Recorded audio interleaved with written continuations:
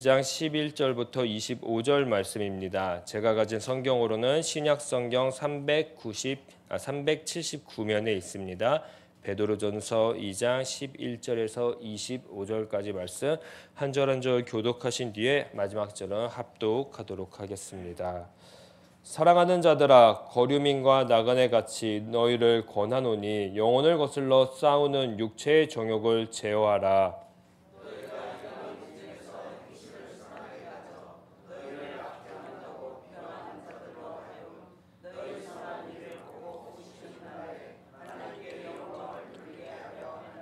인간의 모든 제도를 주를 위하여 순종하되 혹은 위에 있으나 있는 왕이나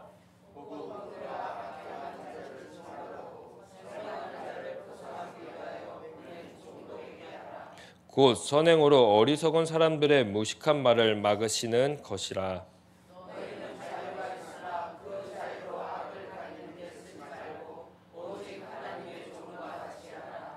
뭇사람을 공경하며 형제를 사랑하며 하나님을 두려워하며 왕을 존대하라.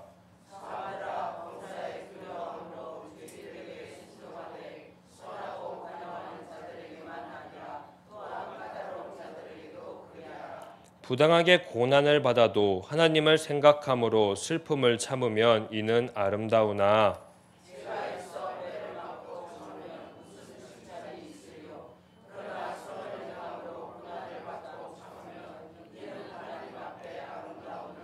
이를 위하여 너희가 부르심을 받았으니 그리스도도 너희를 위하여 고난을 받으사 너희에게 본을 끼쳐 그 자취를 따라오게 하려 하셨느니라.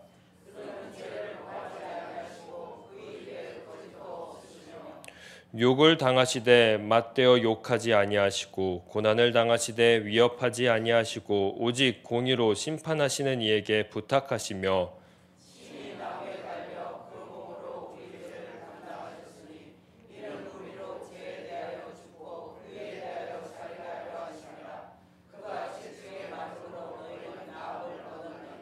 너희가 전에는 양과 같이 길을 잃었더니 이제는 너희 영혼의 목자와 감독 되시는 이에게 돌아왔느니라. 아멘.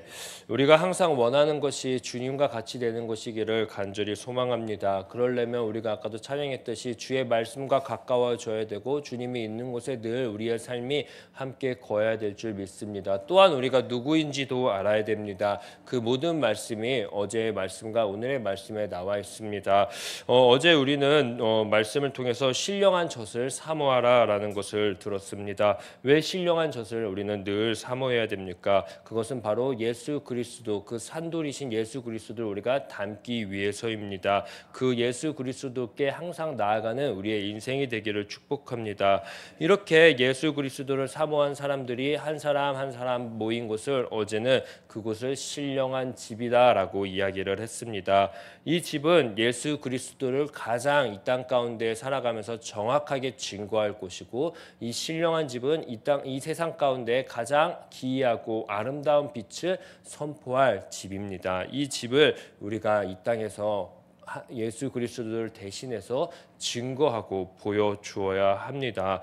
그러나 베드로는 이러한 집을 자세히 보니까, 이 교회를 보니까 세상에 나아가기에 부족함이 있다라고 판단했던 것 같습니다. 아름다운 덕을 선포해야 되는데 그러지 못하겠구나라는 걱정도 했습니다. 왜냐하면 그 안에 가장 기본적인 사랑이 없었기 때문입니다. 형제 사랑, 믿음의 지체를 사랑하는 그 사랑의 모습이 없어서 어제 권면했습니다.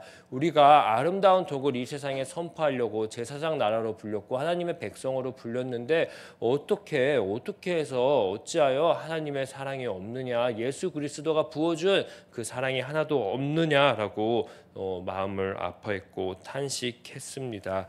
그러면서 교회가 이렇게 단단해져야지, 교회는 사랑으로 넘쳐나야지 다시 세상으로 나아갈 수 있음을 우리에게 기억하게 해주었습니다. 그래서 베드로는 1차 교회를 사랑으로 다졌습니다. 그리고 오늘 우리들이 그 다져진 교회, 사랑으로 다져진 교회가 세상에 나가서 어떻게 살아가야 되는지에서 알려줄 것입니다. 11절은 우리가 누구인지에 대해서 그래서 알려줍니다. 먼저 먼저는 우리가 어떤 관계로 맺어져 있는지 말해줍니다. 바로 사랑하는 자들아 라고 이야기하면서 너와 내가 다른 것이 아니라 사랑의 관계로 묶여있다. 예수 그리스도의 그 사랑의 관계로 묶여있다라는 것을 기억하게 해줍니다. 아주 따뜻한 말로 말이지요. 그리고 우리는 누구라고 합니까? 거류민이고 나그네라고 이야기를 합니다.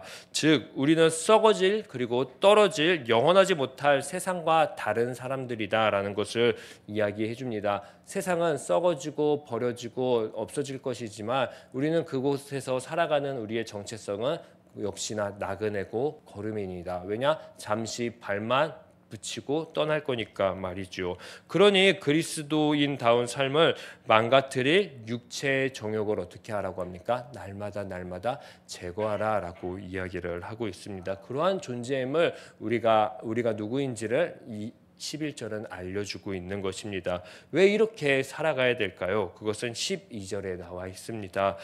이방인 중에 행실을 선하게 해서 하나님께 돌아오게 해야 하는 사명을 우리가 가지고 있기 때문입니다. 우리를 통해서 우리의 모든 걸 통해서 세상에게 나아갔을 때 예수 그리스도가 어떻게든 증거가 돼서 세상 사람들이 우리를 보고 예수님께 돌아오게 하기 위해서 아까처럼 우리는 사랑하는 자이고 또 나아가서 나그네고 거류민이고 육체의 정욕을 제하는 그러한 명을 받은 사람들입니다. 즉 영원한 썩지 아니할 그 복음의 말씀을 전하기 위해서 우리가 오늘 불려졌다라는 것을 꼭 기억하시기를 원합니다. 그런데 갑자기 13절에서 17절을 보게 되면 인간이 세운 모든 제도에 주님을 위해 어떻게 하라고 합니까? 복종, 순종하라고 이야기합니다. 주권자인 왕한테도요, 총독에게도 말이죠. 오늘날 좀 이 관점에서 오늘날의 관점에서 보면은 좀 부딪힐 만하다, 좀 거부감이 들다라는 그런 생각이 드는 말씀이었습니다. 저에게는 말이죠.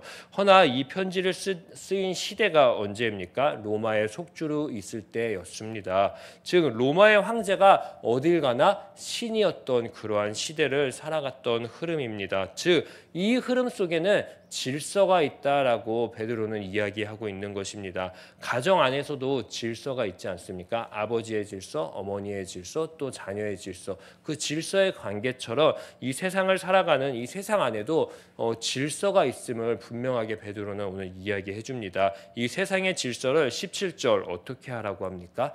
존중하라라고 이야기를 합니다. 공경하라라고 이야기를 합니다.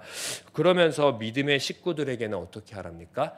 사랑하라라고 이야기를 합니다. 어제의 말씀처럼요. 세상은 질서를 공경하고 또 안에 들어와서는 믿음의 식구들에게는 사랑을 늘 가지라라고 오늘 이야기를 하고 있습니다. 세상과 우리의 복잡한 관계를 오늘 이야기하는 것 같습니다. 세상에서 우리의 삶의 태도는 거류민, 나그네입니다. 허나 거류민, 나그네는 잠시 세상에 발을 딛고 다시 본향으로 돌아갑니다. 근데 그 본향으로 돌아가기 전에 우리가 잠시 뒤질 상을 무자비한 삶으로 만들 수 없지 않습니까? 큰 피해를 우리 때문에 줄 수 없지 않습니까? 그렇게 되면 우리 거류민과 나그네는 그 땅으로 두 번 다시 들어올 수 없습니다. 쫓겨나게 되는 것이죠. 그러니까 그들이 새로운 질서를 잘 존중하면서 13절, 16절 이 모든 것이 누구를 위해서 살아가라고 합니까? 우리를 보내신 예수 그리스도 하나님을 위해서 주님의 종으로 우리가 이 질서를 세상의 질서를 지켜 나아가면서 복음을 전해야 된다라는 것을 베드로는 아주 조심스럽게 명하고 이야기하고 있습니다. 이런 삶의 태도를 존중하라고 베드로는 우리들에게 먼저 권면하고 있습니다. 오늘날 우리들도 짧은 지식, 짧은 경험으로 남의 것을, 세상의 것을 참 많이 무시하는 것을 저는 보았습니다. 저도 뭐 그럴 때가 있겠죠. 그러나 그리스도인들이 세상에 가장 못하는 것은 어쩌면 존중인 것 같습니다. 세상의 것을 세상이 길게 보고 길게 걸어왔던 것을 그냥 단 하나의 언어로 무시하는 그러한 일들이 종종 있음을 발견합니다. 존중은 세상의 종교, 세상의 문화, 관습 등을 따라가며 살아가자라는 것을 이야기하는 것이 아닙니다. 그냥 진리, 그냥 순리, 세상의 순리를 그냥 존중하자라고 이야기하는 것입니다. 세상이 이렇게 걸어왔구나, 인정해 주자라는 것입니다. 그 안에서 우리는 어떻게 하면 예수 그리스도의 그 복음을 전할 수 있을까? 예수 그리스도의 그 덕을 끼칠 수 있을까? 우리는 고민하면 되는 것입니다.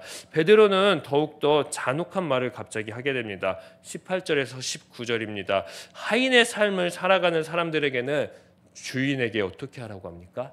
복종하라고 또 이야기합니다. 또 순종하라고 이야기합니다.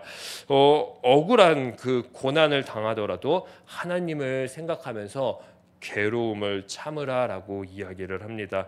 이런 모습이 19절 어떤 일이라고 합니까? 가장 아름다운 일이다라고 표현을 합니다.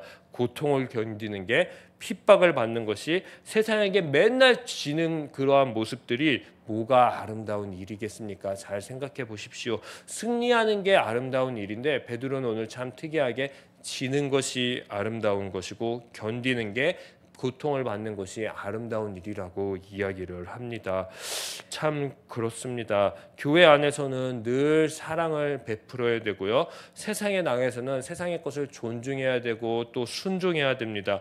공통점이 있습니다. 자세히 보니까 견디기입니다. 사랑을 막 주고 제가 사랑을 만약 못 받아요. 그래도 어떻게 해야 될까요? 견뎌내야 되는 거죠. 예수 그리스도의 사랑으로 세상에 나가서도 늘 복종해야 되고 순종해야 됩니다. 수많은 고통 가운데에서 견뎌내는 것이죠. 생각해 보니까 속 터지는 일이었습니다. 억울한 일이 매일매일 쌓이겠구나라는 생각이 들었고 또 참 하기 싫은 일일 수도 있겠구나라는 생각이 들었습니다. 이 견디기라는 말이죠.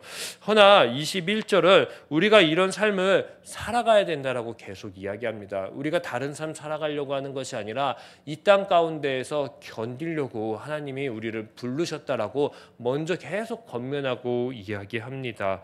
우리를 왜 누가 불렀습니까? 우리를 왜 부르셨을까요? 우리를 부르신 분이 누굽니까? 우리를 부르신 분은 예수 그리스도입니다. 우리는 그분을 보아야 됩니다. 그분의 태도가 어쩌면 견디기였을 것입니다. 22절을 보니까 세상에 죄를 범하지 않았다라고 이야기를 하고 있습니다. 이분은 더 나아가서 입에 거짓도 없었다라고 이야기합니다. 깨끗했다라고 이야기합니다. 뭐 하나 흠잡을 것이 없었다라는 것입니다. 세상이 예수 그리스도를 바라봤을 때 흠잡을 게 없구나, 범죄하는 것이 없구나라는 것을 먼저 인정하는 것입니다. 그리고 더 나아가서 이럼에도 불구하고 예수님은 욕을 바가지로 들으셨습니다. 그런데 예수님은 도리어 욕으로 갚았을까요? 세상에게? 아니요, 그러지 않았다라고 이야기합니다. 고난도 당하셨습니다. 수많은 고통도 당하셨습니다. 그런데 그가 받은 고통, 고난 이것을 동일하게 세상에게 위협하지 않았다라고 이야기합니다. 그저 어떤 때를 기다렸다고 합니까? 공의로 심판하시는 그 하나님의 때를 기다리셨다, 견뎠다라고 이야기를 합니다. 죄도 없으신 분이 또 죄인들을 위해서 24절 나무에 달려서 죽으셨습니다. 왜요? 죄인들의 고통을 치료하기 위해서 말이지요. 낫게 해주려고 말이지요. 이 삶에는 전제 조건이 하나가 달려 있습니다. 바로 20절 말씀입니다. 우리 20절 말씀 함께 우리 봉독하도록 하겠습니다. 죄가 있어 무슨 칭찬이 있으리요. 그러나 선을 행함으로 고난을 받고 참으면 이는 하나님 앞에 아름다우니라. 아멘. 죄가 아닌 선의 삶을 늘 추구하라고 베드로는 이야기합니다.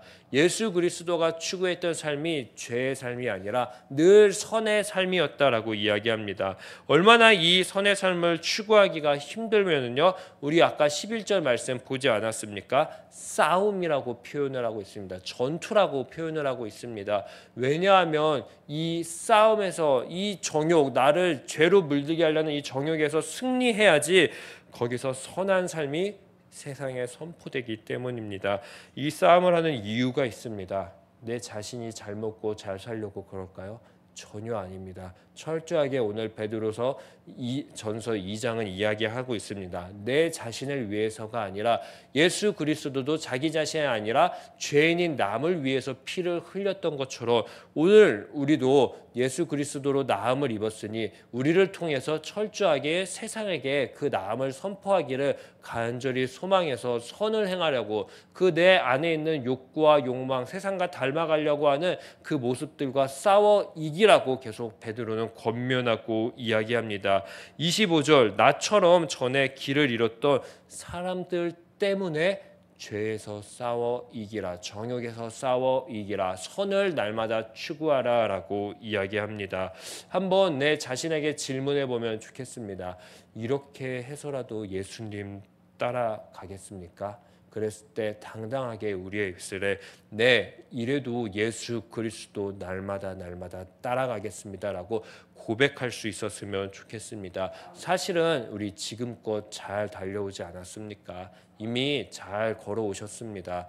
이미 선한 싸움을 하시면서 이 세상 가운데 선을 베풀면서 아름다운 덕을 선포하면서 사셨습니다. 세상에 그리스도인으로 충분하게 살아오셨습니다. 근데 그럼에도 아직 이 세상을 돌아보면 우리와 다르게 어둠 속에 살아가고 있고 우리와 다르게 죄에 짓눌려 살아가고 있습니다. 아직도 길 잃은 사람이 굉장히 많이 있음을 베드로는 이야기해 주는 겁니다. 그러면서 조금만 힘내주십시오. 조금만 더 걸어주십시오. 나그네로 거류민으로 이 세상 가운데 이 세상의 질서를 좀 보시면서 그 안에 우리의 복음이 어떻게 하면 선하게 들어갈 수 있는지 한번 봐주십시오. 견뎌주십시오라고 어쩌면 우리에게 부탁하고 있는 것 같습니다.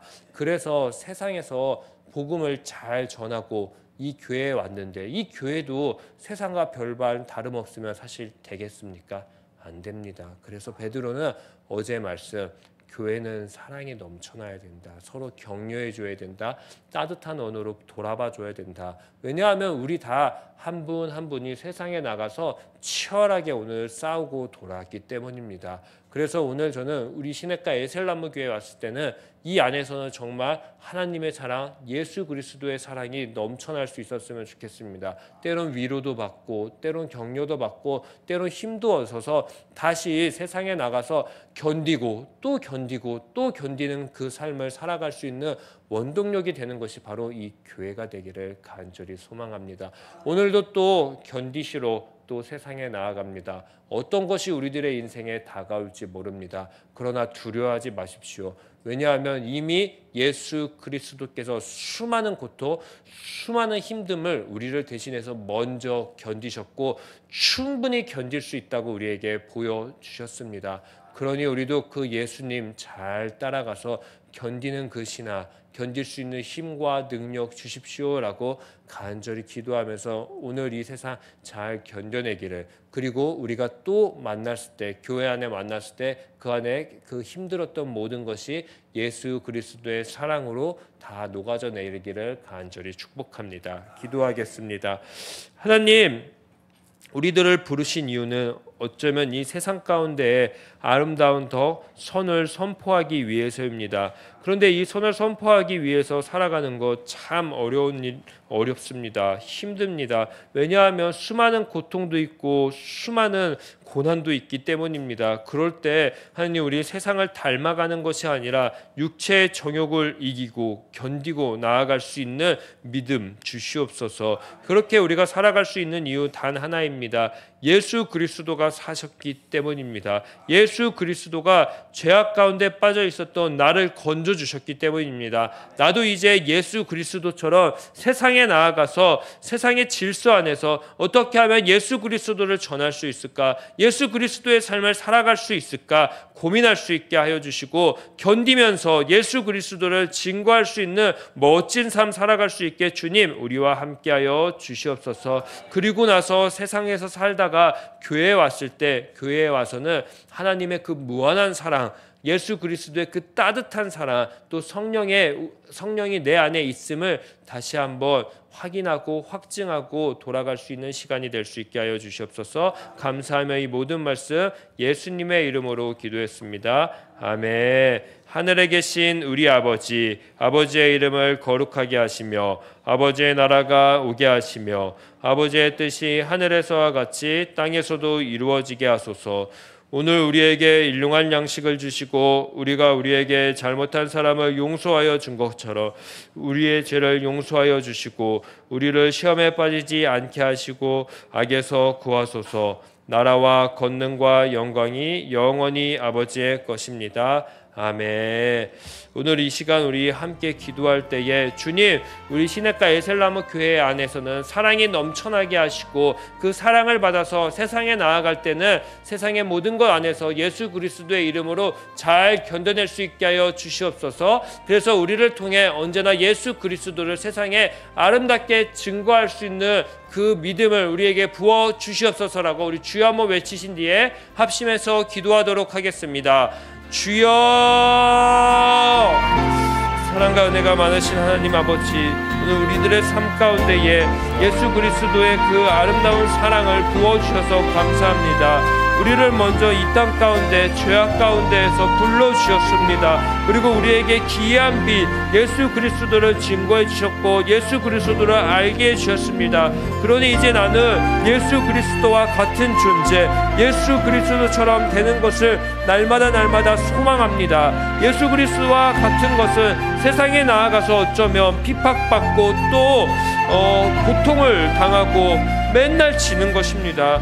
그러나 욕먹고 그러나 그 모든 것에서 동일하게 반응하는 것이 아니라 예수 그리스도처럼 견딜 수 있게 하시고 하나님의 때를 기다리며 살아갈 수 있게 하여 주시옵소서. 모든 것을 참으며 모든 것을 견디며 그러면서 예수 그리스도의 그 다시 한번 행함을 기대하며